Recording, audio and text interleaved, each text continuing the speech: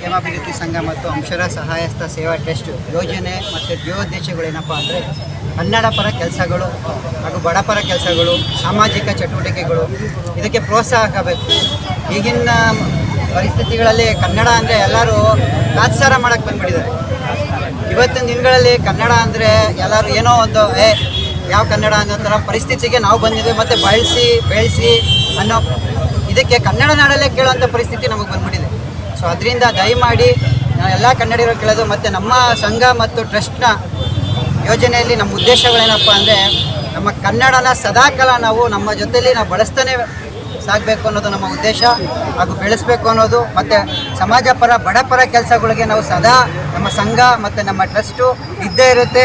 ಮತ್ತು ಸಹಾಯಸ್ಥ ಸೇವಾ ಟ್ರಸ್ಟ್ ಮತ್ತು ಕ್ಷೇಮಾಭಿವೃದ್ಧಿ ಸಂಘ ಕೂಡ ಸದಾಕಾಲ ಬಡಪರ ಜನಗಳಿಗೆ ನಾವು ಜೊತೆಯಾಗಿರ್ತೀವಿ, ಸಾಮಾಜಿಕ ಕಾರ್ಯಕ್ರಮಗಳ ಜೊತೆಗಿರ್ತೀವಿ ಅಂತ ಹೇಳಿದ್ದು ನಮ್ಮ ಮುಖ್ಯ ಉದ್ದೇಶ ಆಗಿದೆ. ಮತ್ತು ಉಚಿತ ಕ್ಯಾಂಪ್ಗಳಾಗಿರ್ಬೋದು, ಆರೋಗ್ಯ ತಪಾಸಣೆಗಳಾಗಿರ್ಬೋದು, ರಕ್ತದಾನ ಶಿಬಿರಗಳಾಗಿರ್ಬೋದು, ಮತ್ತು ಕನ್ನಡ ಪರ ಚಟುವಟಿಕೆಗಳ ಕಾರ್ಯಕ್ರಮಗಳಾಗಿರ್ಬೋದು, ಎಲ್ಲವೂ ನಮ್ಮ ಸಂಘದ ವತಿಯಿಂದ ಸದಾಕಾಲ ನಡೀತಾ ಇರುತ್ತೆ. ಪ್ರತಿ ಬಾರಿಯೂ ಕನ್ನಡ ಅಭಿಮಾನಿಗಳು, ಕನ್ನಡ ಜನರು ಇದಕ್ಕೆ ಸಹಕಾರವಾಗಿ ನಿಂತ್ಕೋಬೇಕು. ಓಕೆ, ಕೇಳಬಾರ್ದು ಈ ಮಾತನ್ನ. ಆ್ಯಕ್ಚುಲಿ ನಮಗೆ ತುಂಬ ಬೇಸರ ಉಂಟಾಗುತ್ತೆ. ಬಟ್ ಇಲ್ಲಿ ಕನ್ನಡನ ನಾವು ಕೇಳೋದು ಅಂಥ ಪರಿಸ್ಥಿತಿ ಬಂದಿರೋದ್ರಿಂದ ದಯಮಾಡಿ ಎಲ್ಲ ಕನ್ನಡ ಅಭಿಮಾನಿಗಳು ಕನ್ನಡಕ್ಕೆ ಜೊತೆಯಾಗಿ ನಿಂತರೆ ಖಂಡಿತ ಕನ್ನಡ ಬೆಳೆಯುತ್ತೆ, ಕನ್ನಡ ಉಳಿಯುತ್ತೆ ಅಂತ ನಾನು ಹೇಳೋಕ್ಕೆ ಇಷ್ಟಪಡ್ತೀನಿ.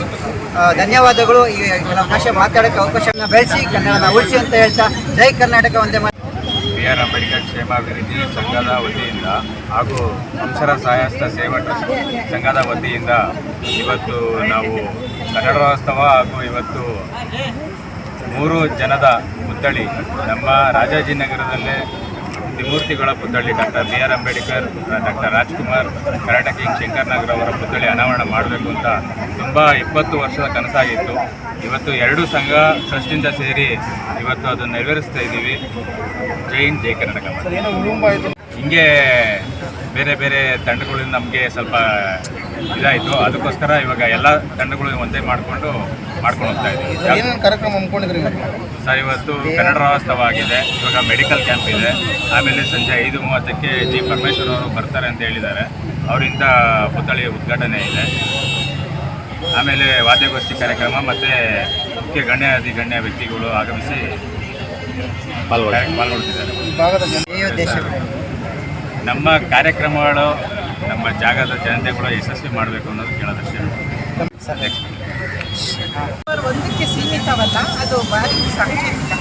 ನಾವು ವರ್ಷ ಪೂರ್ತಿ, ಶತಮಾನ ಪೂರ್ತಿ ನಾವು ರಾಜ್ಯೋತ್ಸವನ ಮಾಡ್ತಾನೆ ಇರಬೇಕು. ಕನ್ನಡವನ್ನು ಬೆಳೆಸಬೇಕು ಅಂತ ಹೇಳೋದಕ್ಕಿಂತ ಹೆಚ್ಚಾಗಿ ನಾವು ಅದನ್ನು ಜಾರಿಗೆ ತರಬೇಕು, ಬಳಸೋದನ್ನು ನಾವು ರೂಢಿ ಮಾಡಿಕೊಳ್ಬೇಕು. ನಾವು ಇಲ್ಲೇ ಹುಟ್ಟಿ ಬೆಳೆದವರು, ಕನ್ನಡ ಬೇರೆ ಕಡೆಯಿಂದಲೂ ಇಲ್ಲಿ ಬಂದು ಬದುಕನ್ನು ಕಟ್ಕೊಂಡವರು ಲಕ್ಷಾಂತರ ಜನ ಇದ್ದಾರೆ. ಅವರು ಕೂಡ ಕನ್ನಡ ಕಲಿಬೇಕು. ಅದನ್ನು ಯಾರೋ ಒತ್ತಾಯದಿಂದ ಮಾಡೋವಂಥದ್ದಲ್ಲ, ಅವರೇ ನಮಗೆ ಈ ಭೂಮಿ ನಮಗೆ ಅನ್ನ ಬದುಕು ಕಟ್ಕೊಟ್ಟಿದೆ. ಹಾಗಾಗಿ ನಾವು ಕನ್ನಡನ ಕಲಿಬೇಕು ಅನ್ನೋದನ್ನು ಅವರು ಅರ್ಥ ಮಾಡ್ಕೋಬೇಕು. ಕನ್ನಡಿಗರಿಗೆ ಅವಹೇಳನ ಮಾಡೋದು, ಎಲ್ಲ ಕಡೆ ಬೇರೆ ಭಾಷೆಗಳನ್ನೇ ಬಳಸೋವಂಥದ್ದು ಅವರವರು ಸೇರಿದಾಗ ಏನಾದ್ರು ಮಾಡಿಕೊಳ್ಳಿ, ಮನೆ ಒಳಗಡೆ ಅದು ಸೀಮಿತ ಆಗಿರುತ್ತೆ. ಮನೆಯಿಂದ ಹೊರಗೆ ಬಂದ ತಕ್ಷಣ ಅದು ಕನ್ನಡವನ್ನು ಬಳಸುವಂತಹ ರೂಢಿನ ಪ್ರತಿಯೊಬ್ಬರೂ ಮಾಡ್ಕೋಬೇಕು. ಆಗ ನಿಮಗೂ ಗೌರವ, ನಮಗೂ ಕೂಡ ನಿಮ್ಮ ಬಗ್ಗೆ ಗೌರವ ಹೆಚ್ಚಾಗುತ್ತೆ. ಕನ್ನಡವನ್ನು ಬೆಳೆಸಿ ಬಳಸಿ ಎಲ್ಲವೂ ನಿಮ್ಮ ಕನ್ನಡದಲ್ಲಿ ಸಹಿ ಹಾಕುವ ಮೂಲಕ ಕನ್ನಡದ ಕಂಪನ್ನು ಎಲ್ಲ ಕಡೆ ಹರಡಬೇಕು ಅಂತ ನಾನು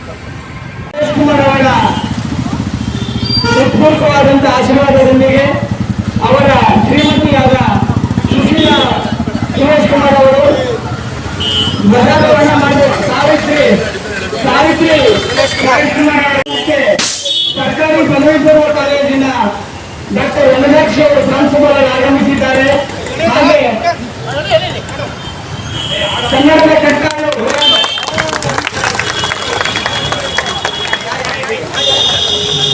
ಭಾರತ ಜನನಿಯ ಕರುಣಾತೆ ಕರ್ನಾಟಕ ಮಾತೆ ಜಯ ಸುಂದರ ನದಿವನಗಳ ನಾಡು ಜಲವೀರತ ಋಷಿಗಳ ತೀರೆ ಭೂದೇವಿಯ ಮುಕುಟ ಗಮನಮನ್ಯೇ ಗಂಧದ ಕಂದದ ಮಣ್ಣಿನ ಗಣ್ಯರು ಕಾರವನಿಸುವುದನವತರಿಸಿದ ಭಾರತ ಜನನಿಯ ಕರುಣಾತೆ ಜನನಿಯ ಜೋಗುಳ ವೇದದ ಘೋಷ ಜನನಿಗೆ ಜೀವವು ನಿನ್ನ ವೇಷ ಹಸುರಿನ ಗಿವಿಗಳ ಶಾಲೆ ನಿನ್ನಯ ಕೊರಳಿನ ಮಾಲೆ ಕಪಿಲ ಪತಂಜಲ ಗೌತಮ ಭಾರತ ಜನನಿಯ ಸಂಜಾತೆ ವಿದ್ಯಾರಣ್ಯ ಬಸವೇಶ್ವರ ನಗ್ನರ ಸಂಜಾರಣ್ಯ ಬ್ರಹ್ಮ ಸರಕ್ಷರ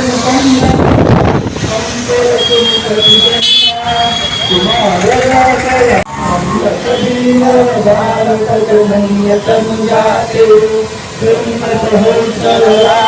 ನಾಡಿ ಲಂಕನ ಚಕರಳ ನಚ್ಚಿನ ಬಿಂದು ಕೃಷ್ಣ ಶರಾವತಿ ತುಂಗ ಕಾವೇರಿಯ ಬಲಗಂಗ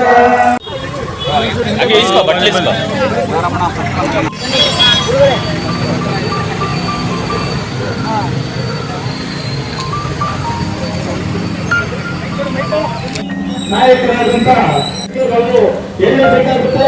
ಯಾಕಂದ್ರೆ ಕನ್ನಡ ವ್ಯಕ್ತಿಗತವಾಗಿ ಅವರಲ್ಲಿ ಅಡಗಿದ್ದಾರೆ. ಎಲ್ಲ ಕನ್ನಡದಲ್ಲಿದ್ದೀರಾ, ತುಂಬಾ ಖುಷಿ ಆಗುತ್ತೆ. ಕನ್ನಡವನ್ನು ಬೆಳೆಸಬೇಕು ಅಂತ ನಾವು ಯಾವಾಗಲೂ ಹೇಳ್ತೀವಿ. ಬೆಳೆಸೋದಕ್ಕಿಂತ ಬಳಸೋದನ್ನ ನಾವು ಮಾಡ್ತೇವೆ. ಎಲ್ಲ ಕನ್ನಡದಲ್ಲೇ ಮಾಡ್ತಾರೆ. ಬ್ಯಾಂಕಿಗೆ ಹೋಗಿ ಬೇರೆ ಕಡೆ ಹೋಗಿ ಕರ್ನಾಟಕದಲ್ಲಿ ಕನ್ನಡಕ್ಕೆ ಮೊದಲ ಆದ್ಯತೆ ಇದೆ.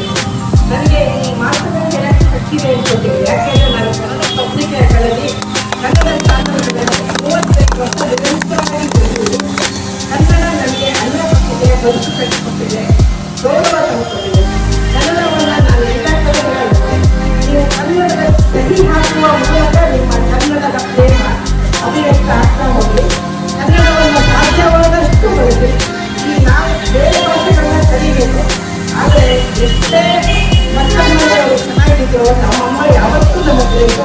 ಕನ್ನಡ ತಾಯಿ ನಮಗೆ ತಾಯಿ, ನಮಗೆ ಜನ್ಮ ಕೊಟ್ಟಿದ್ದಾರೆ, ನಮಗೆ ಕೊಟ್ಟಿದ್ದಾರೆ. ಎಲ್ಲರೂ ಕನ್ನಡವನ್ನು ಬಳಸಿ ಬೆಳೆಸೋದು ಅಂತ ಬಾಯಲ್ಲಿ ಹೇಳಿದ್ರೆ ಬಳಸೋದನ್ನು ನಾವೆಲ್ಲರೂ ನೋಡಿ ಮಾಡಿಕೊಂಡ್ರೆ ಕನ್ನಡ ತಾನಾಗಿ ಕರ್ನಾಟಕದಲ್ಲಿ ಇರುವಂತೆ ಬೇರೆ ಭಾಷೆಗಳಿಗೆ ಎರಡನೇ ಸ್ಥಾನ ದೊರೆಯಿತು. ನೀವೆಲ್ಲರೂ ಕೂಡ ಸ್ಥಳೀಯರು, ಹಾಗಾಗಿ ಕನ್ನಡವನ್ನೇ ನಾವೆಲ್ಲರೂ ಬಳಸ್ತೀವಿ. ದಯವಿಟ್ಟು ಅದನ್ನ ಇನ್ನಷ್ಟು ಜನಕ್ಕೆ ಹೇಳಿ, ಆಗ ನಾವು ರಾಜ್ಯೋತ್ಸವ ಮಾಡಲು ಅರ್ಥಪೂರ್ಣ ಆಗುತ್ತೆ ಅಂತ ಮಾಡ್ತೀವಿ. ಇಷ್ಟೊಂದು ಮಕ್ಕಳು ಇತ್ತೀಚೆಗೆ ಕಾಲೇಜಿನ ಯುವಕರಾಗಿರ್ಬೋದು, ಶಾಲಾ ಮಕ್ಕಳಾಗಿರ್ಬೋದು, ಪ್ರತಿಯೊಂದು ಬೆಳವಣಿಗೆ ಭಾಗವಹಿಸುವುದರಿಂದ ಮುಂದಿನ ಪೀಳಿಗೆಗೆ ಇವರೇ ಮಾದರಿಯಾಗ್ತಾರೆ ಅಂತ ನನ್ನ ಬೋದು. ನಾವು ನಗರ ಪಾಲಿಕೆಗೆ ಹೋರಾಟ ಮಾಡಿ ಟೂರಿಸ್ಟ್ ಪ್ಲಾನರ್ಗಳು ಮತ್ತು ಈಸ್ಟ್ ಬೋರ್ಡ್ಗಳನ್ನು ತೆಗೆಯಬೇಕಂತ ನಾವು ಮಸೂದೆಯ ಕಾರ್ಯಕ್ರಮ ಮತ್ತು ಇತರ ನರೇಂದ್ರ ಕಾರ್ಯಕ್ರಮಗಳು ಹಮ್ಮಿಕೊಂಡಿದ್ವಿ. ಆದರೂ ನಗರ ಪಾಲಿಕೆಗಳಲ್ಲಿ ವಾಹನಗಳಲ್ಲಿ ಅಂದರೆ ಯಾವ ವಾಹನದ ಅಧಿಕಾರಿಗಳು ಇರ್ತಾರೋ ಅವುಗಳಿಗೆ ಅಂದರೆ ಅವರಿಗೆ ಸಂಪೂರ್ಣ ಸಹಕಾರ ಕೊಡಬೇಕು ಎಂದು ನನ್ನ ಅಭಿಪ್ರಾಯ. ನೀವೇ ಮಾಡಿದ್ರು ಅಂದರೆ ಯಾವ ಒಂದು ಮಾಹಿತಿ ಬಿಟ್ಟರೆ ಕನ್ನಡ ಬೋರ್ಡ್ ಮಾಡಬೇಕು. ನಗರ ಪಾಲಿಕೆ ಅಧಿಕಾರಿಗಳು ಹಾಕಬಹುದು.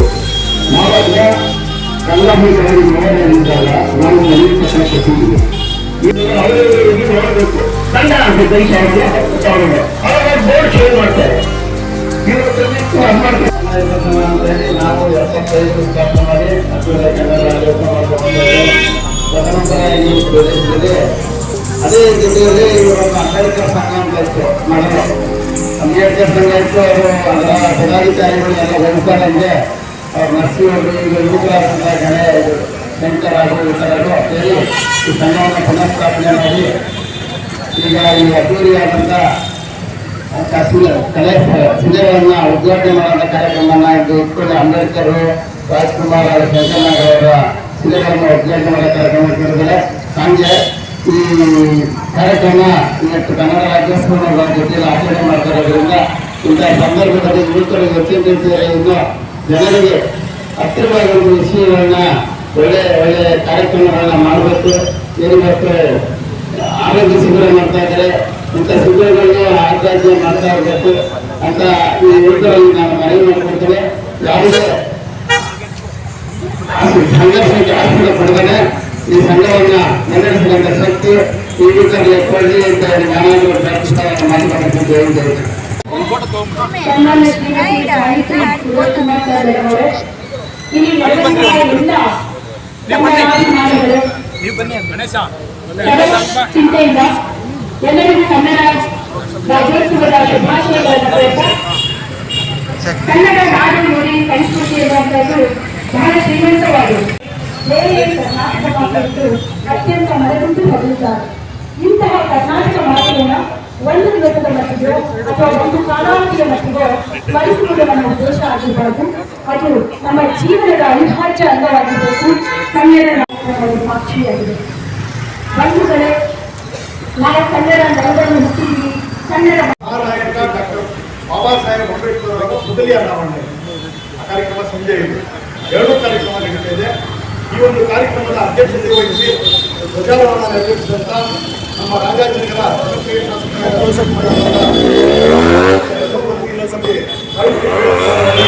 ಹಾಗೂ ಈ ಬಂದಿರೋ ಎಲ್ಲ ಕನ್ನಡ ಅಭಿಮಾನಿಗಳು, ನಾನು ಹೆಚ್ಚಿಗೆ ಏನು ಹೇಳಕ್ ಹೋಗಲ್ಲ. ಅವರು ಮಾತಾಡ್ತಾ ಮಾತು ಹೇಳಿದ್ರು, 2 ತಿಂಗಳು ಸ್ನೇಹಿತರ ಬಂದು ನನ್ನ ಹತ್ರ ಈ ವಿಚಾರ ತಿಳಿಸ್ತಾರೆ. ನಾನು ಮೊದಲು ಕೆಲಸ ಮಾಡಿದ್ದು ನಮ್ಮ ಶಾಸಕರಾದ ಸುರೇಶ್ ಕುಮಾರ್ ಅವರಿಗೆ ಗಮನಕ್ಕೆ ತಂದಿದ್ದಂಥ ಅವ್ರ ಮೊದಲೇ ನನಗೆ 100% ರೈತರುಗಳಿಗೆ ಮೊದಲು ಕಾರ್ಯಕ್ರಮ ಮಾಡಿ ಅಂಬೇಡ್ಕರ್ ಅವರ ಬಗ್ಗೆ ರಾಜಾಜಿನಗರದ ಉದಯ ಭಾಗದಲ್ಲಿ ಬರಲೇಬೇಕು. ಯಾಕೆಂದ್ರೆ ಇಡೀ ರಾಜಾಜಿನಗರದಲ್ಲಿ ಬಾಬಾ ಸಾಹೇಬ್ ಅಂಬೇಡ್ಕರ್ ಅವರ ಏನಂದ್ರೆ ಒಂದು ಕಡೆಯಿಂದ ಒಂದು ಕೊನೆಯ ಭಾಗದಲ್ಲಿ ಉದಯ ಭಾಗದಲ್ಲಿ ಎಲ್ಲೂ ಇಲ್ಲ. ಧನ್ಯವಾದಗಳು. ಶಾಸಕರ ಶ್ರಮ ಮತ್ತು ಅವರ ಯಾವಾಗ ಬೆಂಬಲ ಇಂಥ ಕನ್ನಡ ದಲಿತ ಪರ ಉದ್ದೇಶಗಳಿಗೆ ನಾವು ಗೌರವ ಸಮರ್ಪಣೆಯನ್ನು ಮಾಡಬೇಕಂತ ನಾನು ಕೇಳ್ಕೊಳ್ತೇನೆ.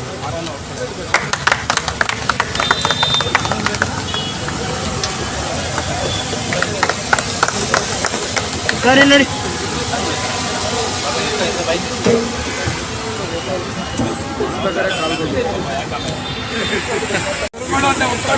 ಮೇಡಮ್ನಿಂದ ನಮ್ಮ ಪ್ರಾಂಶುಪಾಲರಿಗೆ ಒಂದು ಗೌರವ ಸಮರ್ಪಣೆ.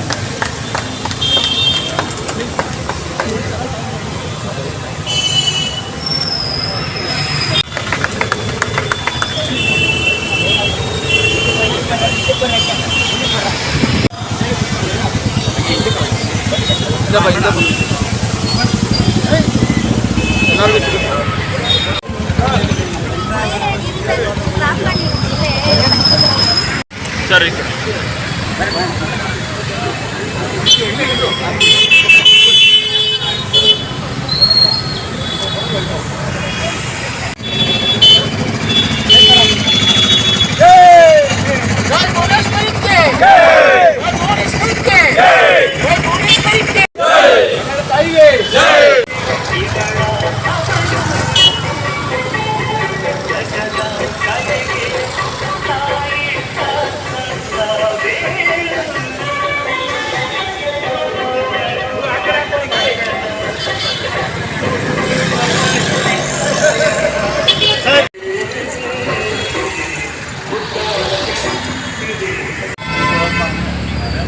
ಮತ್ತು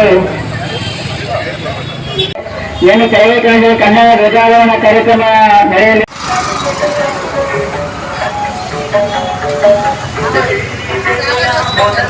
ಧನ್ಯವಾದಗಳು. ಶಾಸಕರ ಶ್ರಮ ಮತ್ತು ಅವರ ಯಾವಾಗ ಬೆಂಬಲ ಇಂಥ ಕನ್ನಡ ದಲಿತ ಪರ ಉದ್ದೇಶಗಳಿಗೆ ನಾವು